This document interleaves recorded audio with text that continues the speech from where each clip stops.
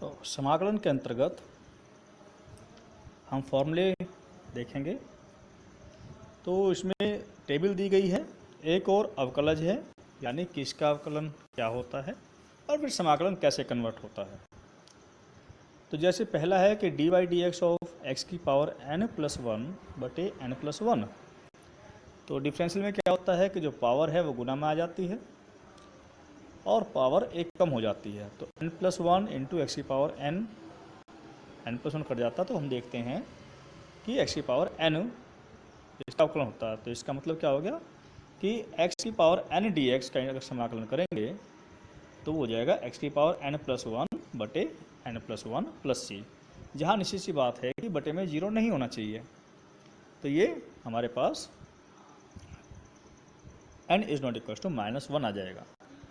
विशिष्ट रूप की बात करें भाई, ज़्यादातर हमारे सामने आता है एक पावर का, जीरो पावर का, इस प्रकार के फंक्शंस आते हैं। तो integral of D x x होता है प्लस सी। इसी प्रकार से अगर इंटीग्रेशन हम जीरो का भी कर लें तो इंटीग्रेशन ऑफ, अगर हम बात करें जीरो की, तो इंटीग्रेशन जीरो डी एक्स, तो वो हमारे पास आ जाएगा केवल सी। क्यों? क्योंकि D by D x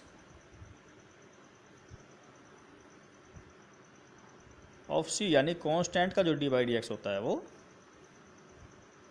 zero होता है, इसलिए जीरो का इंटीग्रल करने पर वो सी आएगा, कांस्टेंट आएगा।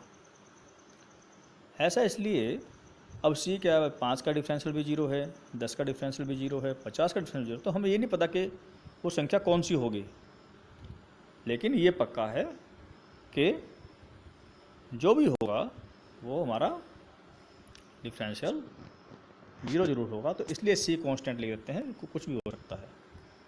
इसी कारण से अगले की हम बात करेंगे। तो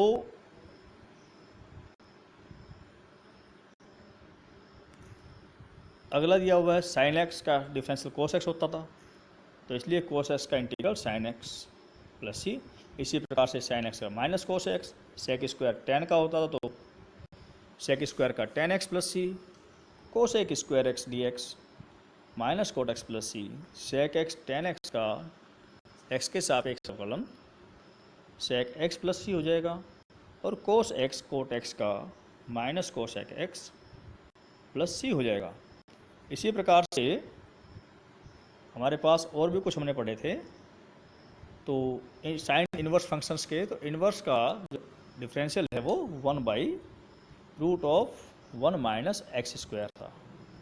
तो इसका मतलब ये जो के तो वापस कन्वर्ट हो जाएगी। तो हम देख रहे हैं केवल जो है, जो इसका डिफरेंशियल हमारे पास था वही हमारा इंटीग्रल में कन्वर्ट होकर के आता है। तो इस प्रकार से ये सभी विपरीत प्रक्रियाएं हैं।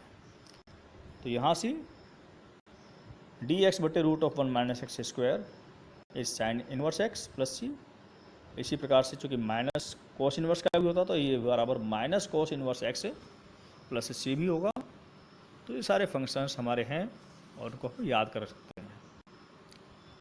log x के सामने, क्योंकि x एक वेरिएबल है और वो संख्या होने के कारण से प्लस माइनस जीरो कुछ भी हो सकता है, लेकिन log की कंडीशन है कि वो किसी भी पॉजिटिव क्वांटिटी का ही ज्ञात किया जा सकता है। तो इसलिए अब x का नहीं पता है, इसलिए जब भी हम log के सामने x लिखें तो उसे मॉडुलस में लिखना चाहिए। विदाउट मॉडुलस ये एज्यूम होता है कि भाई वो ग्रेटर देन जीरो है, लेकिन अनिवार्य नहीं होता। तो ऐसी स्थिति में हम काउंट करेंगे। इन सब फॉर्मूलों में हम एक चीज़ जरूर देख रहे हैं कि सब में सी आ रहा है। तो सी का कारण यही है कि हमें जो फंक्शन दिया गया है, मान लिया दिया गया कि y बराबर साइन एक्स, तो जो हमें दिया जाता है वो मिनिमम रूप में दिया जाता है। अब हमें ये नहीं पता कि ये जो फंक्शन था ये साइन एक्स प्लस जीरो था, या केवल साइन एक्स था, या साइन एक्स प्लस 5 होता तो हमें लिखा होता कहीं ना कहीं, लेकिन हमें जीरो का नहीं पता। तो इस कारण से उस जीरो का डिफरेंशियल, किसका डिफरेंशियल जीरो था, ये नहीं जानकारी है। तो इसलिए इंटीग्रल में हम सी को काउंट करते हैं प्लस सी अनिवार्य लिखा जाता है। आधा नंबर केवल इसी बात का होता है कि हमने सी काउंट किया है या नहीं किया है, जहाँ सी को हम समाकलन नियतांक कहते हैं। तो आज की क्लास में हम ये सभी फॉर्मूले लिखेंगे और इनको याद करेंगे। याद करते समय बहुत माइंड को बैलेंस रखना है। क्यों? क्योंकि ये डिफरेंशियल से डिस्टर्बेंस करेगा। कैसे? हमें पता है भाई साइन एक्स का डिफरेंशियल कोस एक्स होता है, तो कोस एक्स का इंटीग्रल साइन एक्स होता है। तो हम ये कन्फ्यूज हो जाएंगे कि डिफरेंशियल या इंटीग्रेशन। तो इस कन्फ्यूजन को दूर करना है और वो अभ्यास से दूर होगा। तो आज की क्लास में केवल इनको लिख करके इन्हें याद करेंगे। धन्यवाद।